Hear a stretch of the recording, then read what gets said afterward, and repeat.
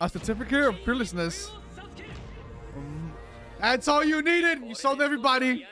YouTube, we are back here again with how a realist hero rebuilt the kingdom, episode 2. Make sure to like and subscribe, pay to like access. So back, let's continue. Yokoso. Fantasy world.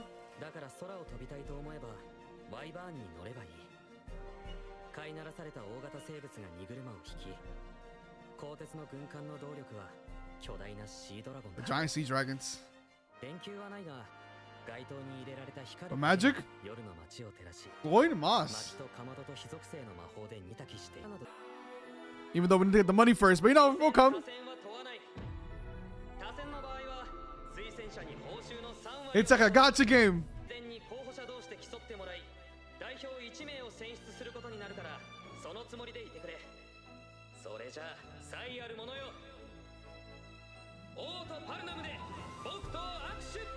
Shake my hand. Even for the little kids, maybe. Get connected with the people. Fuck it.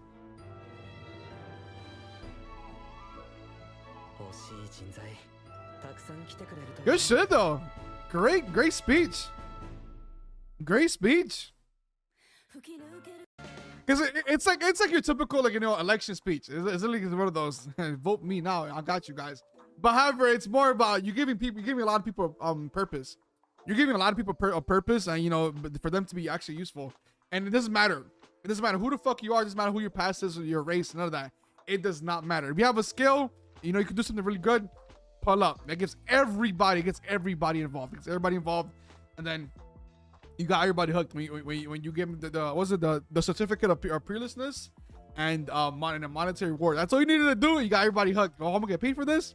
Bring them on board. I mean, we're about paying them later, but yeah, it's actually a really good way. Because if you get picky about it, if you get picky about picking your people that you associate yourself with, or the people that are able to work, you're not gonna find a lot of people.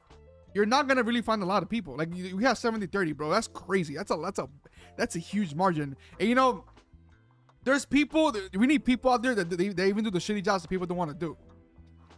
Even this applies to real life. This applies to real life. We need more jobs created, no matter how simple or small it is. Or shitty as sounds, people will do it for money. They will get paid. If you accommodate them well, they'll be fine doing that job. But yeah, it's crazy. Damn. I mean, as we heard from Kazuya, the rest of the council, bro, they suck. They suck. Like no wonder you guys in this kind of predicament. They suck. Even the king himself, he didn't feel like he was worthy enough of being a king. He does not feel that kind of way though at all. But yeah, so it's time to recruit. It's time to flip our shit up. If it's time to change everything, obviously that's the whole purpose of it. Actually, I do love the way that he went to a full-on breakdown about the cotton fields. You know, us selling our commercial crops. The fact we sold too much. The market crashed with it. The value of cotton, we lost the complete value of cotton completely. And when your kingdom only relies solely on selling cotton, you're gonna be fucked. So you can't even afford to bring food in. You can't afford to import food or anything else. You guys fucked yourself over on that. Which, you know, it's understandable. No, it's not understandable. Because there should be a limit. You know, you should be able to sell. You sell a certain amount of cotton, and then you also have domesticated farmland for your own food. You need to have that source. Because if you rely too much on importing food, you're not gonna become self-sustaining at all either. Even if something happens, like it does, like the market crash, like it did happen to them, to the kingdom, you're gonna be fucked. Trying to rely on everybody else, because then you don't have money either. So that's actually a big. It's always about handling food first. It's always about handling food first. But yeah, it's time. Bring everybody to work. Everybody bring your asses over here. Bring people in. It's lit. Because if you have a lot of people with skills inside of your kingdom now, one, it's easier to assign jobs. Two, besides jobs, you also how should I put it?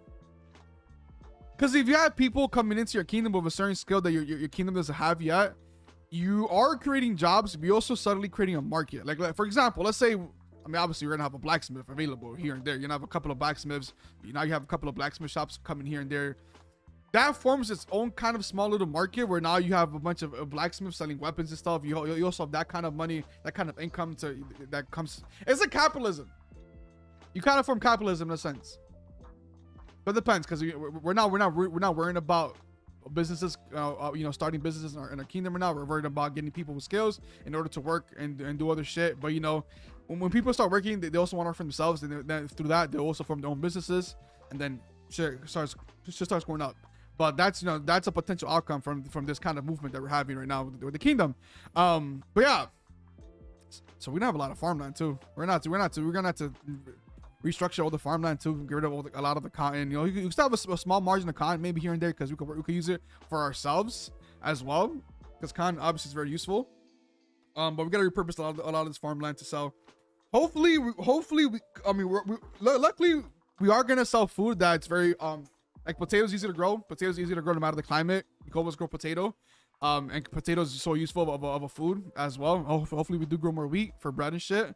That's another thing. We gotta grow the most generic basic crops that it's very easy to grow, to mass produce, that's able to feed us instantly off the bat. We also gotta make sure the weather accommodates for us to grow certain kind of crops as well.